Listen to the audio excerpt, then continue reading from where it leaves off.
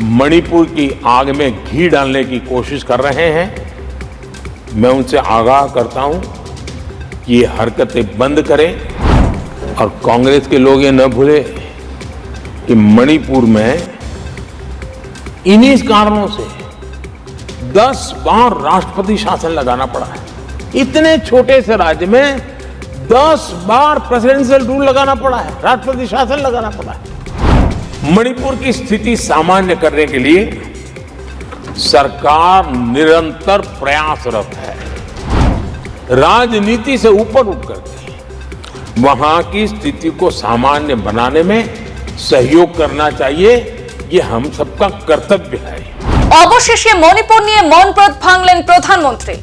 মণিপুরের হিংসার আগুনে যারা ঘৃতা হতে দিচ্ছেন তারা জেনে রাখুন, মণিপুরে একদিন তাদের প্রত্যাখ্যান করবে। রাজ্যসভায় বললেন প্রধানমন্ত্রী। मणिपुर की आग में घी डालने की कोशिश कर रहे हैं। मैं उनसे आगाह करता हूं कि ये हरकतें बंद करें। एक समय आएगा मणिपुर ही उनको रिजेक्ट करने वाला है, ऐसे लोगों को। কেন্দ্র ও রাজ্য সরকার মিলে মণিপুরে পরিস্থিতি শুধরানোর নিরন্তর চেষ্টা চালাচ্ছে।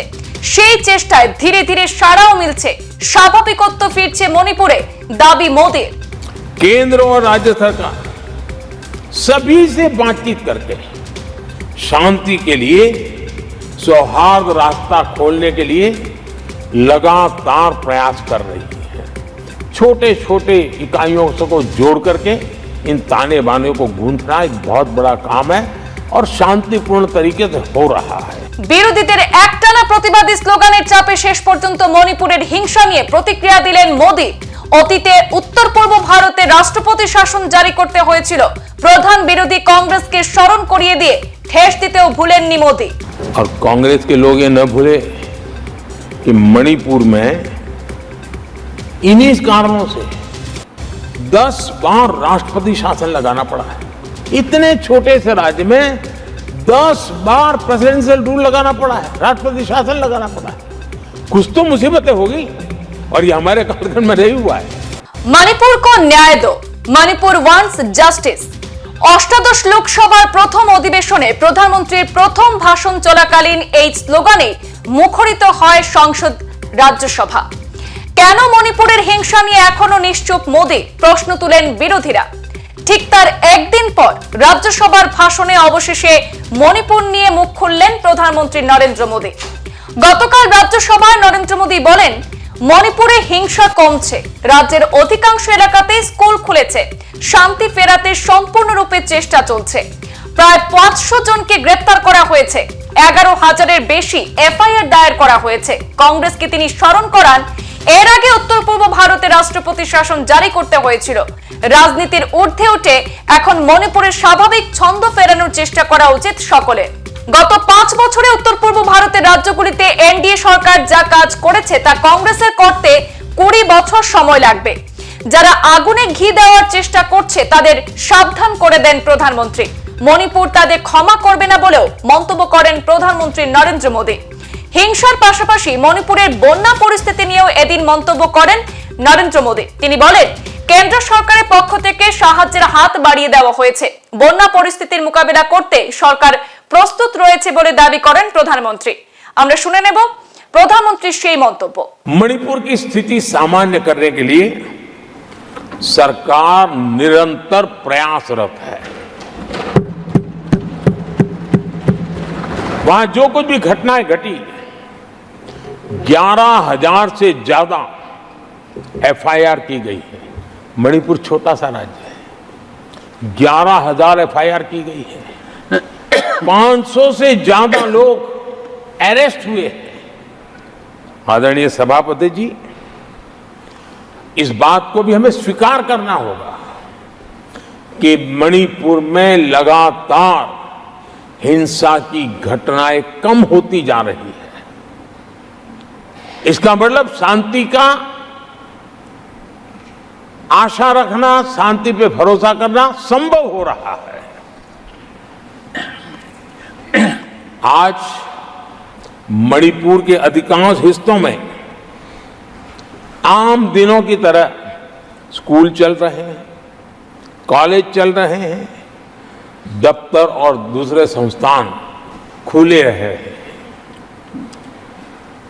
आदरणीय सभापति जी, मणिपुर में भी जैसे देश के अन्य भागों में परीक्षाएं हुई, वहां भी परीक्षाएं हुई हैं और बच्चों का अपनी विकास यात्रा जारी रखी है। आदरणीय सभापति, केंद्र और राज्य सरकार सभी से बातचीत करके शांति के लिए, सौहार्द रास्ता खोलने के लिए लगातार प्रयास कर रही है। छोटे छोटे इकाइयों को जोड़ करके इन ताने बाने को गूंथना एक बहुत बड़ा काम है और शांतिपूर्ण तरीके से हो रहा है। बीते समय में पहले की सरकारों में ऐसा नहीं हुआ है। गृह मंत्री स्वयं कई दिनों तक वहां रहे हैं, गृह राज्य मंत्री हफ्तों तक वहां रहे हैं और बार बार वहां जाकर के संबंधित लोगों को जोड़ने का प्रयास करते रहे हैं। आदरणीय सभापति जी, पॉलिटिकल लीडरशिप तो है ही, लेकिन सरकार के सभी वरिष्ठ अधिकारी जिसका जिसका इन काम से संबंध है, वे लगातार वहां फिजिकल जाते हैं, लगातार वहां संपर्क में रहते हैं और समस्या के समाधान के लिए हर प्रकार से प्रयासों को बल दिया जा रहा है। आदरणीय सभापति जी, इस समय मणिपुर में बाढ़ का भी संकट चल रहा है और केंद्र सरकार राज्य सरकार के साथ मिलकर के पूरा सहयोग कर रही है। आज ही एनडीआरएफ की 2 टीमें वहां पहुंची है, यानी कि प्राकृतिक मुसीबत में भी केंद्र और राज्य मिलकर के मणिपुर की चिंता कर रहे हैं। आदरणीय सभापति जी, हम सभी को राजनीति से ऊपर उठ करके वहां की स्थिति को सामान्य बनाने में सहयोग करना चाहिए, ये हम सबका कर्तव्य है। आदरणीय सभापति जी, जो भी तत्व मणिपुर की आग में घी डालने की कोशिश कर रहे हैं, मैं उनसे आगाह करता हूं कि ये हरकतें बंद करें। एक समय आएगा मणिपुर ही उनको रिजेक्ट करने वाला है, ऐसे लोगों को। आदरणीय सभापति जी, जो लोग मणिपुर के इतिहास को जानते हैं, मणिपुर की घटनाक्रम को जानते हैं, उनको पता है कि वहां का सामाजिक संघर्ष का एक लंबा इतिहास रहा है। उस संघर्ष की मानसिकता की जड़ें बहुत गहरी हैं, इसको कोई नकार नहीं सकता है। और कांग्रेस के लोग ये न भूले कि मणिपुर में इन्हीं कारणों से 10 बार राष्ट्रपति शासन लगाना पड़ा है। इतने छोटे से राज्य में 10 बार प्रेसिडेंशियल रूल लगाना पड़ा है, राष्ट्रपति शासन लगाना पड़ा है। कुछ तो मुसीबतें होगी और ये हमारे कालखंड में नहीं हुआ है,